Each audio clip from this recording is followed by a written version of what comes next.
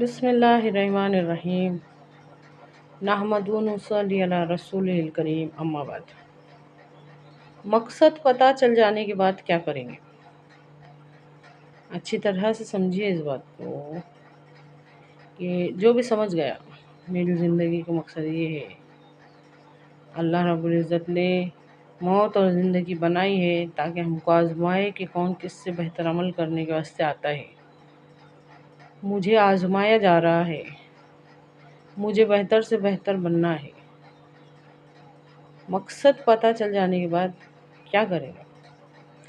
ہمارا کوئی بھی عمل قابل قبول نہیں ہے، چاہے وہ کتنا بھی نیک ہو۔ ہمارا کوئی بھی عمل قابل قبول نہیں ہے، چاہے وہ کتنا بھی نیک ہو، جب تک کہ وہ ہمارے نبی صلی اللہ علیہ وسلم کے طریقے پر نہ ہو۔ اچھی طرح سے سمجھیے اس بات کو۔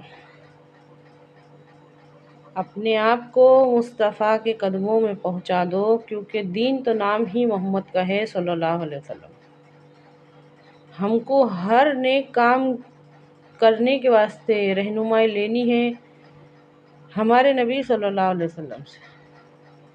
عبادت بھی ان کے طریقے سے، معاملات بھی ان کے طریقے سے، معاشرات بھی ان کے طریقے سے، اخلاق بھی ان کے طریقے سے، ہر چھوٹے بڑے ہر کام میں رہنمائی لینی ہے ہمارے نبی صلی اللہ علیہ وسلم سے۔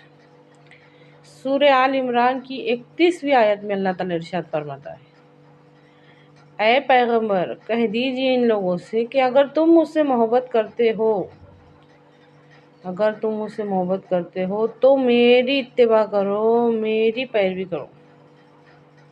اے پیغمبر کہہ دیجئے ان لوگوں سے کہ اگر تم اللہ سے محبت کرتے ہو تو میری اتباع کرو، میری پیروی کرو، میرے نقش قدم پر چلو، تو اللہ تعالیٰ بھی تم سے محبت کرے گا اور تمہارے گناہوں کو معاف کر دے گا، بے شک وہ معاف کرنے والا غفور رحیم ہے۔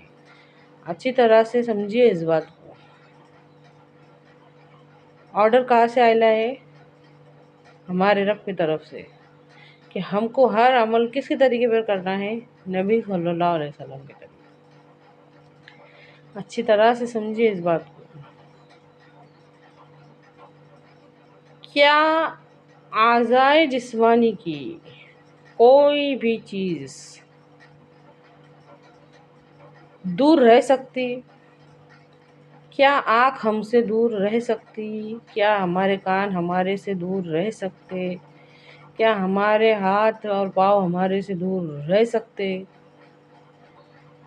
غور کر کے دیکھو، ہمارا دل دماغ ہم سے دور رہ سکتا؟ نہیں رہ سکتے۔ ہمارے نبی صلی اللہ علیہ وسلم نے امت مسلمہ کو ایک جسم کی مانند کہا ہے، ایک جسم کی مانند کہا ہے کہ اگر جسم کے ادنا سے حصے میں تکلیف ہوتی نا تو اس کو پورا جسم محسوس کرتا۔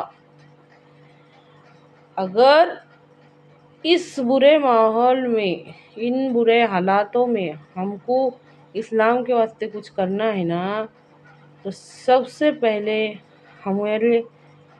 ہماری امت کو جسم کے جیسا جوڑنا پڑے گا۔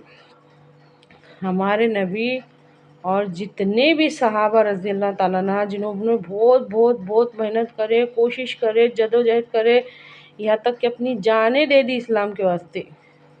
اللہ کے واسطے غور کرو کہ یہ سگے بھائی نہیں تھے، یہ ایک باپ کی اولاد سارے کے سارے نہیں تھے، یہ سب جمع ہوئے تھے، خون کے رشتوں سے بڑھ کر ہو گئے تھے، صرف اور صرف اللہ کے واسطے۔ اللہ کے واسطے اگر ہم کو کچھ ایسا کرنا ہے، ایسے ماحول میں ہم کو اللہ کے واسطے کچھ کرنا ہے تو سب سے پہلے ایک ہونے کا سوچو۔